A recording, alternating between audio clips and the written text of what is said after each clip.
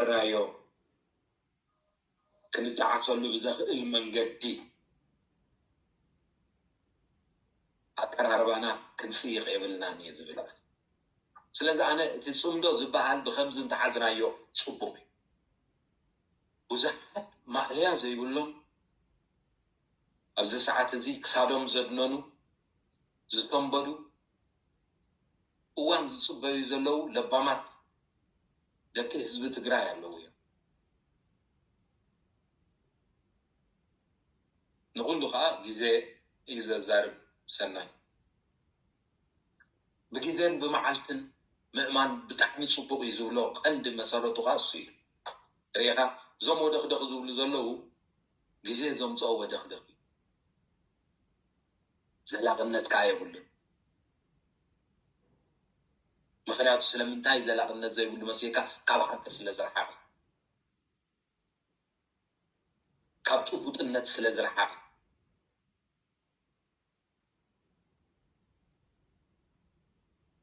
دحر حجي مسز بتግራይ زولونا زمدنا بفتح زتسنى السلام إني أماراتي أبتدمينا زولي بفلاي كا أبلع الحزب تግራይ بزتجبرت سنتتن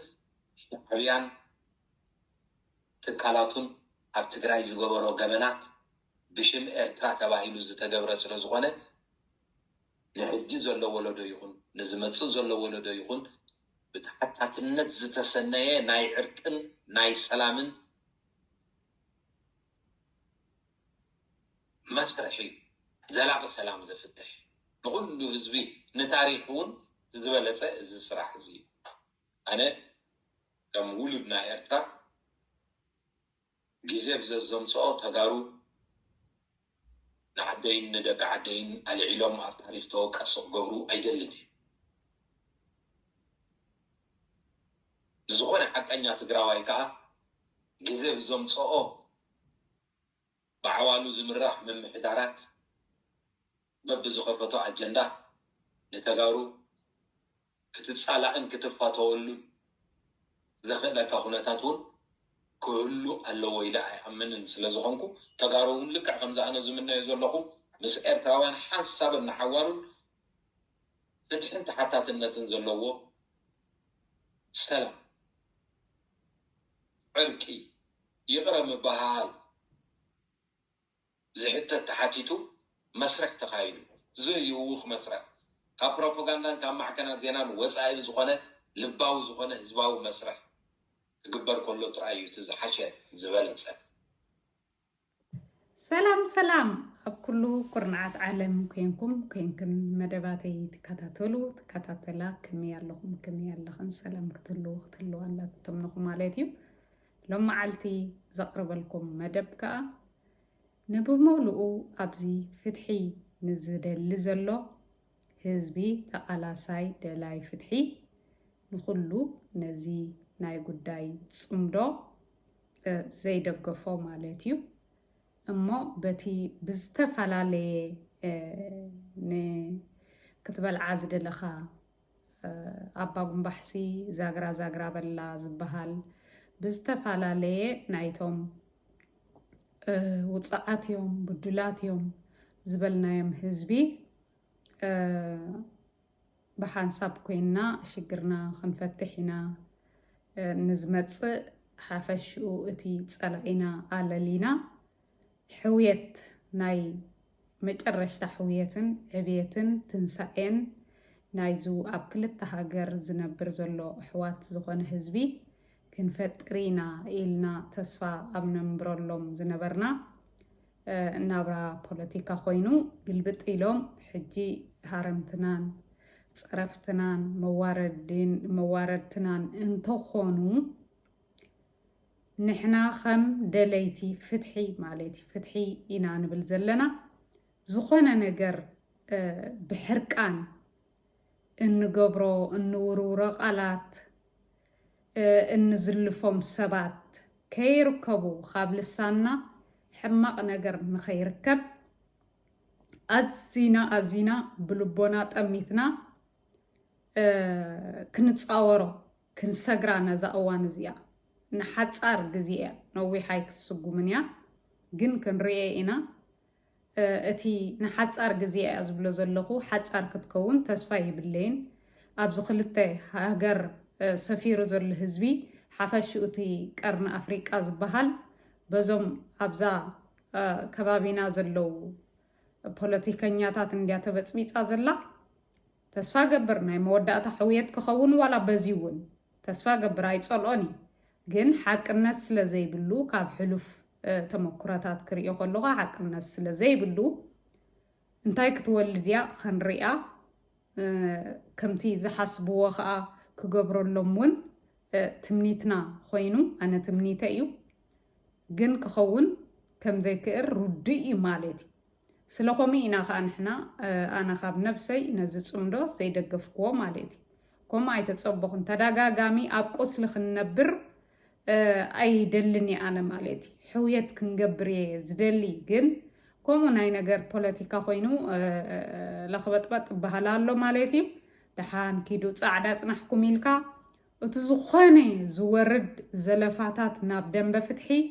ፀማም እዝኒ ሂብና ካብ ናታቶም ኣጀንዳ ጌርካ ወፂኻ ናይ ካሊእካ ኣብ ካሊእካ ዝኾነ ኣርእስቲ ሒዝካ ክትነጥፍ ኩልኻ ደላይ ፍትሒ ነቲ ፅምዶ ዘይትድግፎ ማለት እዩ ኣነ ብወገነይ ካብሎም መዓልቲ ዋላ ዝረኣኹ እንተረኣኹ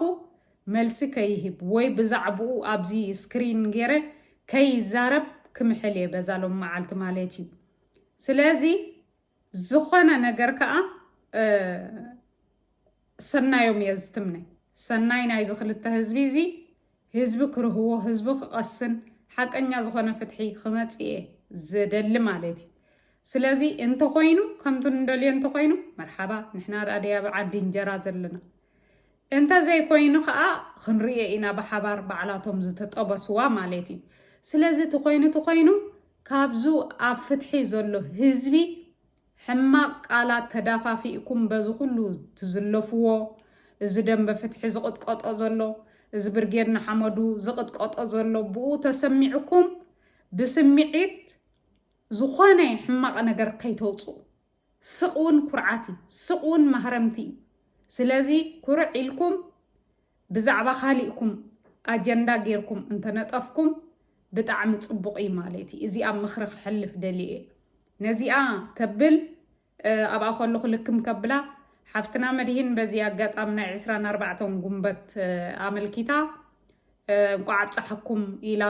ንምንታይ ከምኡ ትብል ገለ ዝብል ይርኢ ኣለኹ ማለት እዩ ትበል ብዘየገድስ ትበል ናታ ርእይታ ስለዚ ንምንታይ ከምኡ ትብል እንዳበልካ ክዝረብ ኣይግባእን ኣነ ብዛ ናተይ ኣብዚኣ ከምዚ ኣብዛ ሓሳበይ ደለኽዎ ክብል ይኽእል እዩ ስለዚ እንተተበሪህዋ ህዝቢ ኤርትራ ኣብ ናፅነት እዩ ዝነብር ዘሎ ክትብል እንተኽኢልዋ ሕልናኣ ፀገም የብሉ ትበል ንዓ ዘዘልፍ የብልኩም ናይቲ ማሊ ክትርእዩ ክትክእሉ ኣለኩም ናይቲ ማሊ ዘይረኣይልና ንዓኣቶም እንዳ ኣሕመመና ንሕና ከዓ ከምኣቶም ካብኣቶም ንላዕሊ እውን ክንከውን ኣይግባእን ስለ ዝኾነ ኩሉ ግዜ ምሕሳብ ከድልየና እዩ ረጋእ ምባል ከድልየና እዩ ስለዚ እዚ ፖለቲካ ዝበሃል ከምዚ ንሪኦ ዘለና ገልበጥበጥ ስለ ዝኾነ ዘይምግዳስ በቃ ብዛዕባቶም ኣጀንዳ ጌርካ ነጌርናዮ ዓስ ብለክ ኪር ይብለክ ተኣበኽኸ ንወኻርያ ሕበኪ እዩ ብዘየገድስ ይኽይዱ ይሰጉሙ ተስፋ ይገብር ኣነ ብወገነይ ሰላም ጉዕዞ ክፀንሖም ከምቲ ዝሓስብዎን ዝደልይዎም ክኾነሎም እቲ ኣብ ክልተ ህዝቢ ሰፊሩ ዘሎ ህዝቢ እውን ሰላም ክረክብ ንገድ ነጋዳይ ሕረስ ሓረስታይ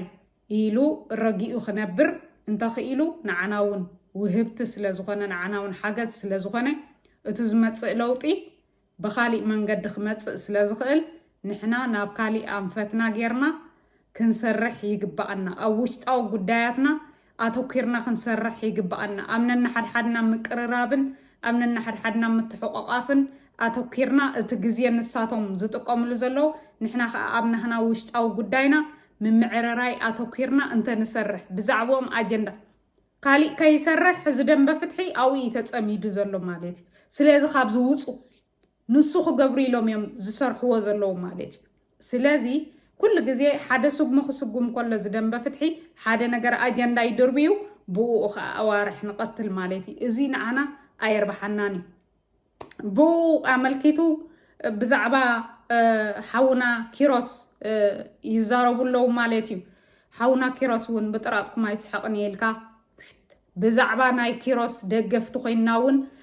بصح بقى أجندا يمزهبنا زلو خالي مثلا كين سر حبو خنصمد يمزلينا زلو برجينا حمادو تخونه جغنا زدلاي فتح تخونه بقى تي مالسي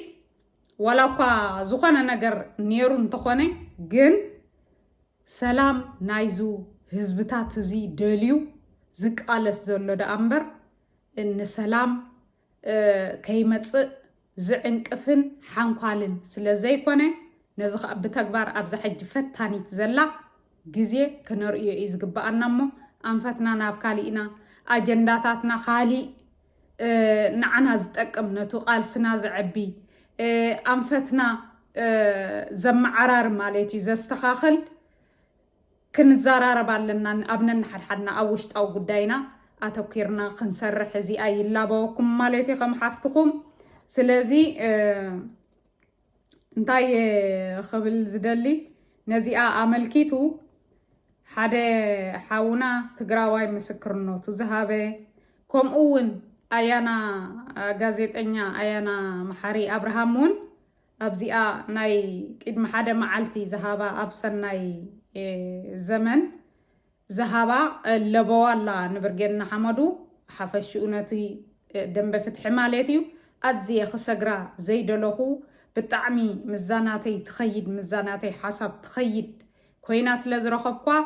ንዓኣን ናይቱ ሓውናን ናይት ሓውናሞ ካብኡ ብናይ ጋዜጠኛ ኣያና መሓሪ አብርሃም በኣጊረ ከዓፅዋየ ድሕሪ ሕጂ ኣነ ብዛዕባ ዝፅምዶ ገለመለታት ኢለ ከይሰርሕ ምሒለ ኣለኹ ብውሽጠይ እንታይ ዓይነት ማሕላ ዝረኣኹ ይርአ ብዘየገድስ ኣካል እየ ፎካስ ገብረ ንሱ ከዓ ክዛኑ የልየ ማለት እዩ ክሪኤ እየ ከስተውዕለ እየ ሰናይት ብኒተይ ግን ንገልፀልኩም ነቶም ጥምሮዶ ፅምዶዶ ትብሉ ማለት እዩ ስለዚ ናብታ ናይ ዝሓውና ከሰጋግረኩም እየ ክንሓምም ኣይኮነን ኩስቶ ከምዚ ይበለ ኩስቶ ከምዚ ይበለት ኩስቶ እሱ ኣጀንዳና ኣይኮነን በቃ ነጊርና የሚና አይደለይን ሕጂ መራሕቲ ሃይማኖቶም ኣይትበሉ ዋላ ጋዜጠኛታቶም ኣይትበሉ ዋላ ፖለቲከኛታቶም ኣይትበሉ ዋላ ሰራዊቶም ኣይትበሉ ዝቃወሙለው ዶ እወለው ግን እቲ ዝፃረፍ ከሎ ዶ ንደንበ ፍትሒ መሊኡ ብዘየገድስ ይኺዱ ሰናይ ፅንሐዮም ስለዚ ኣብ ካሊኢና ክንሰርሕ ክንክእል ኣለና ኣብ ካሊኢና ኣጀንዳ ኢና ንኾኖም ዘለና ኣርእስቲኦም ዝህቡና ዘለው ስለዚ ካስፋናት እዮም ትናታቶም ቪድዮታት እንዳምፃእና እንድሕሪ ነብል ኮይና ካስፋናት እዮም ስለዚ ውፁ ካብኡ ደንበ ፍትሒ ውፁ ትመንእሰያት ንቑሑ ኣብ ነናሓድሓድኩም ኣቲኩም ዘሎ ኩሉ ነገር ኣብ ማዕራር እዩ ነናሓድሓድኩም ተፋቐሩ ሓይልኩም ኣስጥሙ ተወሃሃዱ ነናሓድሓድኩም ኣብኡ ስርሑ ስለዚ እዚኣ እየ ዝላበወኩም በዚ ኣጋጣሚ ህዝቢ ኤርትራ ናፅነት ተዝረክብ ፍቐዱ ከም ዕንጨይቲ ኣብ ፍቐዱ ዘርጠብጠብ እንዳበለ ኣብ ኩሉ ኩርናዓት ዓለም ኣይመእወየን ስለዚ ናፅነት ክረክብ ግን ተስፋ ንገብር ንፅልን እግዚኣብሔር ጸላእት ግን ነፃ ወፂያ ብደቂ ሃገራ ብደቂ ዘይጋኣ ግን ንህዝቦም ዘይጥርንፉ በላዕተኛታት ሰፊሮማ ስለ ዘለው ካብዚ ሓራ ንክንወፅእ ኢና ንቃለስ ዘለና ስለዚ ናይ በረኻ ጸላኢ ኣይመፀና ክብሪ ቅቡልነት ኣለዎም ዝብሉን ናረና ኩሚና ክንኸይድ ማለት እዮም ናይ ሎም ሓንቲ ፍስተና ቤዚካሊ ብዛዕባ እዚና ክነውግዕ ብዛዕባ ክሲ ይወዳታት እስካ ኣብ መወዳእታ መደብና ምሳና ክትፀንሑ ኢና ንላቡ ንሚድያና እውን ሳብስክራይብ ክብልዎ ሓደሽቲ ዝኸውንኩም ወይ እስካብ ሕዚ ሳብስክራይብ ዘይገበርኩም ሰባት ነዚ ትሕዝቶ እዚ እውን ናብ ብዙሓት ክበፅሕ ምእንታን ላይክ ሼር ግበርዎ ማለት እዩ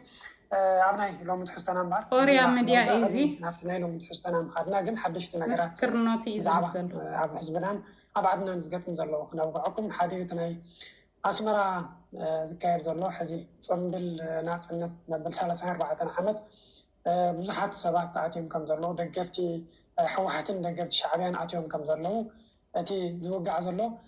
ገለገለ ናይ ማሕበራዊ ሚድያ ነጠፍቲ እውን ካብዚ ወገን ትግራይ እንትኾነ ብወገን ሕወሓት ከይዶም ክሳተፉ እዮም ዝብል ሓደ ዘረባታት ይወፅእ ኣሎ ማለት እዩ ካብዚ ሓሊፉ ኣብ ሱዳን ዘለዎ ተመዛባሊ ህዝብና ካብ ምዕራብ ትግራይ ተመዛቢሉ ዝኸደ ትማሊ ለይቲ ሓደጋ ባርዕ ኣጋጢሙ ነይሩ። ከም ትፈልጥዎ እዚ ንመበል ሳልሳይ ወይ ረብዓይ ኣከባቢ ዝገጥም ዘሎ ብጣዕሚ ብርክት ዝበሉ እዋናት መቕረኺቡ ህዝቢ መቕረኺቡ ብሓቂ ጠሊሞም ብስነ ስርዓት ብቑልዕ ማለት እዩ። እዚ ጠሊሞም ከውቅዑን እቲ እስካዕ ሓዚን ህዝቢ ትግራይ ዝሕግዝ ዘሎ መንገዲ ጥፋኣት ከድሎ እዞም ስርዓታት እዚኦም ህዝብና ኣብዚ መንገዲ እዚ ካብ ዝግባእ ኢሎም እስካዕ ሓዚ ቃልሲ ዘለውን ከውጋን እዮም። ብፍላይ ከዓ እንቶም ኤርትራውያን ደሌት ለውጢ ሽሞምን ዘይሽሞምን ክዎም ንዕል ኣለዉ ማለት እዩ። ከሰስቲ ኮይኖም መፅኦም ክክሰሱ ዝግብኦም ይሁዳታት ንሶም ነቲ ናይ ፃድቅ ስራሕ ዝሰርሕ ወገን እናፀለሙ ከሰስቲ ኮይኖም ይመፅ ኣለዉ። ምናልባት ሕዚ ብናይ ኣስመራ ክንመፅእ ሞ ስታሊን ኣስመራ ከይዱ ከም ዘሎ ይፍለጥ እዩ። ናትናኤል ኣስመላሽ ንብሎ ዘለና እውን ከይዱ ኣሎ። ኣብ ኣስመራ ኮይኑ ሰሪሐ ዝበሎ ፕሮግራም እውን ኣሎ። እንቶም ደሌት ለውጢ ስፔሲፊካሊ ከዓ ኣብ ኢትዮጵያ ኮይኑ ዝቃልስ ዘሎ ድምፃዊ ኪሮስ ኣስፋሃን ሰልጠነን ይፃረፍ ነይሩ። ኣብ ኣስመራ ከምዚኦም ዝበሃሉ ከምዚ ይበሃሉ ኢሉ ኣብ ኣስመራ ኮይኑ ኣብ ዓዶም ኣብ መረበቶም ኣብታ ብሰንኪ ስርዓት ተጓኒዮም ተደፊኦም ኣብ ስደት ኮይኖም ዘቋምትዋ ዘሎ ሃንቀው ዝልዋ ዘለዎ ዓዲ ኣብ ኣስመራ ኮይኑ ንዖም ክፀርፎም ውዕል ኣሎ። ዝዛዕረሎም ዝነበረ ክሲ ብዘየገደስ ፅሩፍ እንታይ ምኸውፅእ እቲ ህዝቢ መፃኢ ክተፀልምቱ ትጓየ ዘለኹም ኣራዊታት ክገልፀኩም ዝግባእ እንድሕር ኮይኑ ንስኹም ኢኹም ኣራዊት ማለት ሰብ ክጠፍእ ዝድግፍ ሰብ እናጠፍአ ምንም ዘይዓጅቦ እቲ ዘጥፍ ዘሎ እዩካ ጀግና ናለ ዝኸይድ ኣራዊት ማለት ንሱ እዩ። ስለዚ ሸሽምና ንሓዝ ሸሽምኩም ሓዙ ዘዝገልፀኩም ሓዙ ክንዛረብ ከለና እውን ንነብስና ናገምግምናት ንኸይድ ፅም ኮይና ንሱ ተገልበይቱ ግን ሰልጠነ ብመስተዋት ገይሩ ዓርሱ ተትሪ መስተዋት የየለይካ ባይዞ ብስራት ከበደ መስተዋት የየለይካ ንሕና ንዛረበካ ህዝቢ መስተዋትካ ሰልጠኑን ህዝቢ መስተዋቱ ህዝቢ እንታይ ይብለሉ ሰልጠነ ናብ ወለዱ እውን ሰጊርካ ካሊእ ትረፈታ ዓብያ ዝበደለ ገለ እሱ ክዛረብ የደልን ብስራት ከበደ ወለድካ ልክዕ ከምዞም ናተይ ወለዲ ብክብሪ ዝዕብዩ ደቆም ሰላም ክኸውን ዓዲ ምስ ጎረበቶም ሰላም ፈጢሮም ዝነብሩ ወለዲ ምዃኖም ዝኣምን ኣብ ማንም ናይ ትግራዋይ ስድራ ቤታት ክብሪ ስለዝኾነ ከምኡ ስለዝኾነ ተዓብያና ኣንፃር ኣተዓብያ ኸ ኣተዓብያካ ትኸይድ ዘለካ ግን ንስኻ ኢኻ ልክዕ እውን ኣይኮነ ወለዲ ማለት ሓደ ውልቀ ሰብ ምስ ተባዒስካ ንኡ ምፅራፍ እኹል በቃ ኡ ተብቅዕ ኣለካ እኮ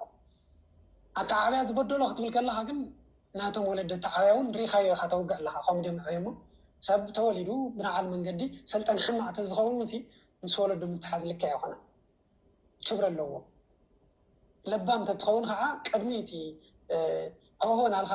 ትዕቆ ትጓየ ዘለካ ውድብ ንህዝቢ ትግራይ ዘጥፈ ዘሎ ንህዝቢ ኤርትራውን ዘጥፈ ዘሎ ስርዓት ትጓየ ዘለካ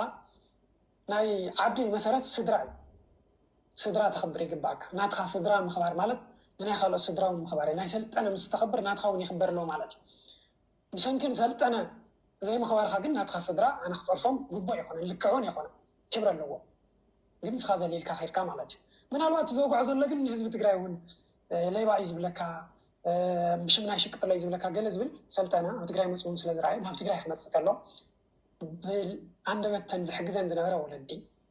ከመይ ዓይነት ምስሊ ኣለዎ ከመይ እየን ዝገልፆን ሰልጠነ ከመይ እውን ተሓፋፊቆም ተባኺዮም እውን ብኣካል ከይተፋለጡ እናሓገዘ ካብ ብዙሕ ደሌት ለውጢ ከም ዝበሉ እውን ሞቢላይዝ እናገበረ ዝሓገዘን ኣደታት ህፃውንቲ እቲ ዓይነት መንፈስ ነይርዎ መፅኡ ተን በዓል ዝዕብየን ዝነበረ ቆልዑ እውን ካብ እግሪ ተፈለየን ነዊሕ መዓልቲ ፀኒሑ ሕድሕድ ምንቅሳሶም ብሓደ ነይሩ ማለት እዩ።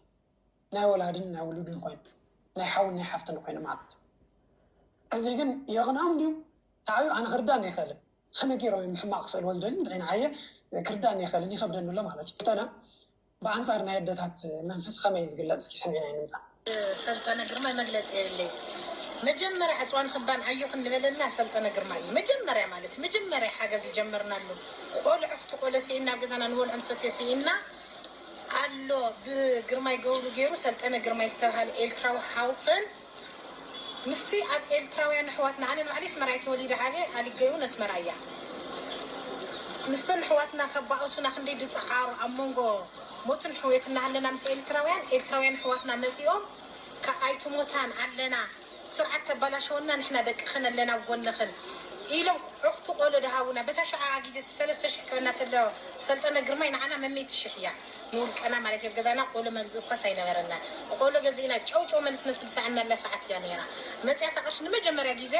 ዝጀመረልና በር ዝኸፈተልና እሱ ርሑስ ወዲ ርሑሳት ስለዝኾነ እምበር ወዲ ቀሺ እምበር ወዲ ክቡራት ብድሕሪ እውን ትገዛና እንዳቀንዑ ከምኡ ዝኣምሰሉ ኣሕዋትና እንዳሓገዙና መፅኦም ማለት እዩ ርሑስ ይመስስኻ بروحي مسخال البحال حمز البلايو مالت أنا نعرفهم دباس حما بوليتيكا البحال سيد أنا ما أخذنا عاتيو التراوينن تجارون يفلينا نجار يلا مواسبتنا موالدينا ونتولدنا علينا اليوم فليوم فلاليوم ياو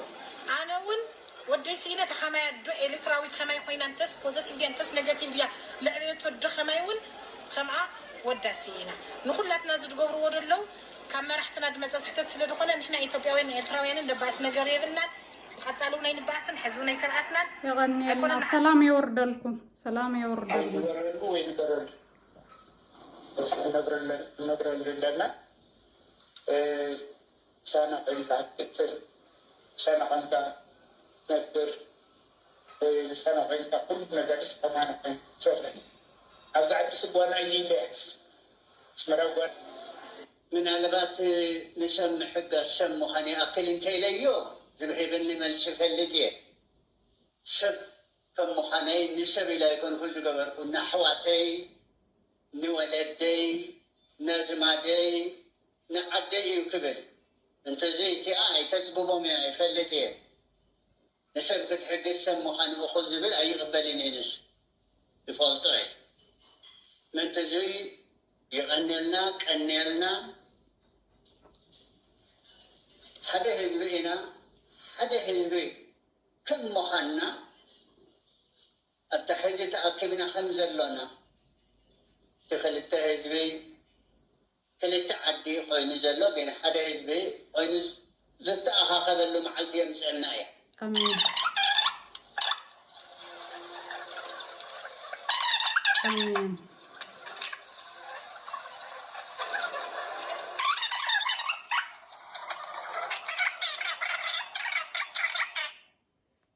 أبينو بتن تخيل ولا كابزنا جرزين خوات سجن جدي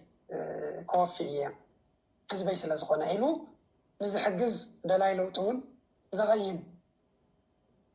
خمسة يوم زحسونا إلى خالي مثلك حزون ونهاتو حزب تقرأ همزي زولهم إلي الزارب زلا بالسرعة أنا همزي رديتي عفوا علتم ساعتي خلنا نقول الله ويغد بحز همزي تزاري ونيرو ندزي جنزب هنا يوما طبعا ونيرو ندزي يبسحو ስለዚህ እንደዚህ ቫሪያንስ ተፈጥሮ እንደዚህ ጨርቡ ይሉ መረዳት ያሆነ እንዛረብ ዘሎ ቆልዑ ጸለማይ ሙኻ ህዝብና ወከልካ ህዝቡን ከምዚ ይርዳዕ ተሓጊዝና መልክዕ ከምተን ኣዴታት ዝብሎ ዝነበራ ዘግብሩ ዘሎ ዘይኮነ ተሓጊዝና ብናቶም ሓገዝ ኣብ ከምዚ ደረጃ በፂሕና ከምዚ ዓይነት ፀገም ተፈትሕና ይብሎ ኣሎ ህዝቢ ዘይኮነ ዝብል ዘሎ ህዝቢ ሲ ብሽምና ሸቂጦም እዩ ዝብል ዘሎ ኢሉ ሓሳብ የምፅእ ስለ ዘሎ እንቲ ሓገዝ ዝገብር ዝነበረ ብቐፃልነት እውን ንድሕሪት ከንሰሓብ خالي سمعتات ونكسمعه تجاجي مثلون كحزة جبر سلا زخانة نصو شيء ناخذ حلفه سلا زي ده لنا عيو لك عيكون نبل زلنا حزبون بعلو بحرم غلطة من قد جالي سوايو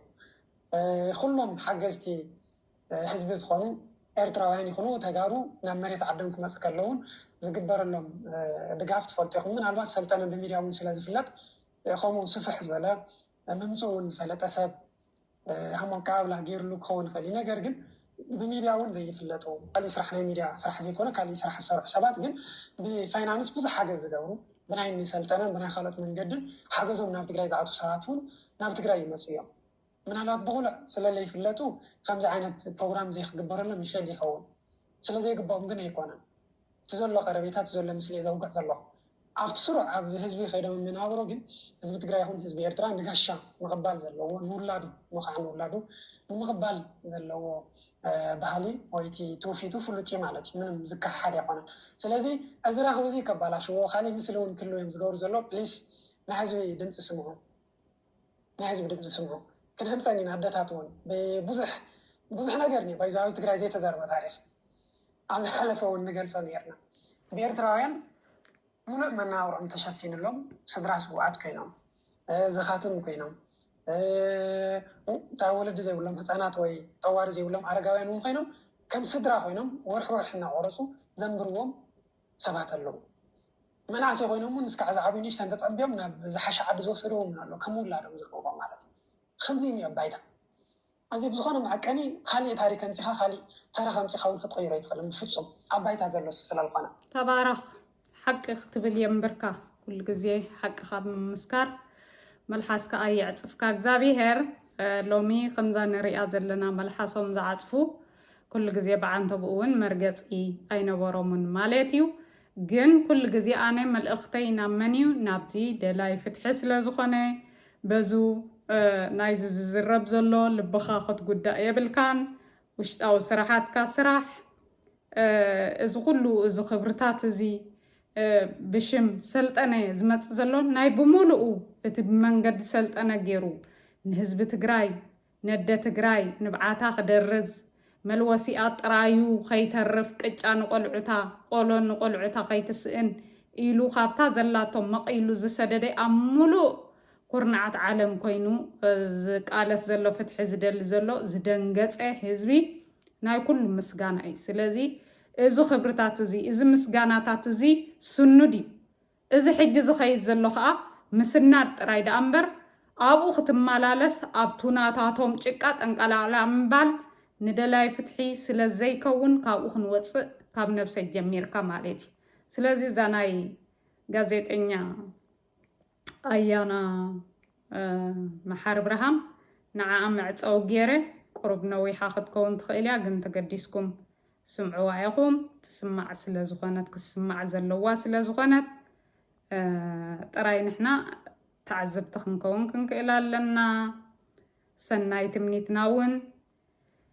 وكم مقلاط بحراي نبل معلسي انتايمو والحانتي يكون حراي سلام يكون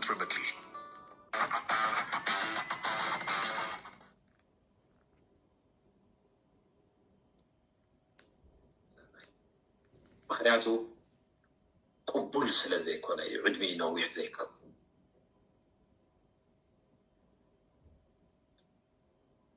ملا حزب تجراي أكبر زخانة سنبادة أبتدرارا زخانة سأجم سلزة أتوه أبراهو سلولو ويلوه أفقده معسكرات أفقده معقب السدة نياتات تعاقبوا أوش تعد زول خاب بحمام مسينو زوردو مسواتي مرشنتي معمات لك أنستو زوردو ملا حزب تجراي أبا أستنتنون دهالو وخلو بزيس أقبو كم مسمر بزوجو أمريكا ودخ زولو تجارو مسكتاليهم تسعسعو تايد الشغل على كان عشان بيناي تاريخنا عخالق بكازي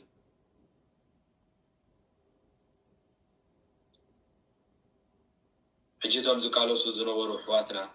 ندبرت يعني الكات قبر انتنيركا دقيتاتشو الكات قبر تنيركا نحن حدا الكات قبر نيركا انتخون كان مرحت ويانا الكات قبر انتنيركا حق حجي كتسلل لنزب تقراي يقبر نيرا الكات أمن ندحن داخون كا أنا ونزعمنا نصيو نتشغلنا قريب الليل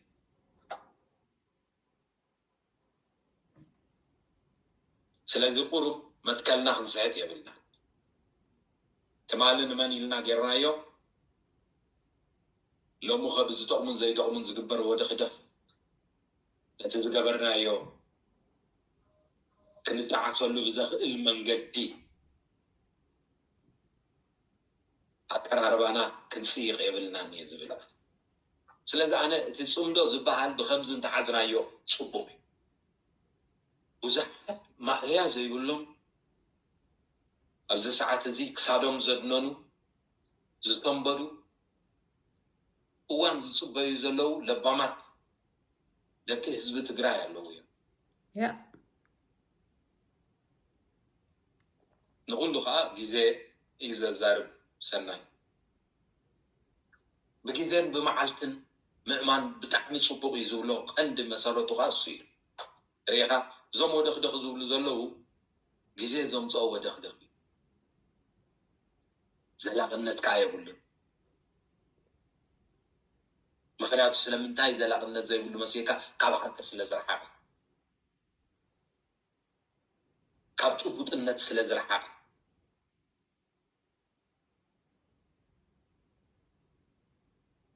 دحر حجي مس حزب تግራይ ዝህልወና ዝምድና ብፍትሒ ዝተሰነየ ሰላም እኛ አማራጺ ኣብ ቅድሚያ ዘሎ እዩ ብፍላይ ከዓ ኣብ ልዕሊ ህዝቢ ትግራይ ብዝተገብረ ፅንተትን ሻዕብያን ትካላቱን ኣብ ትግራይ ዝገበሮ ገበናት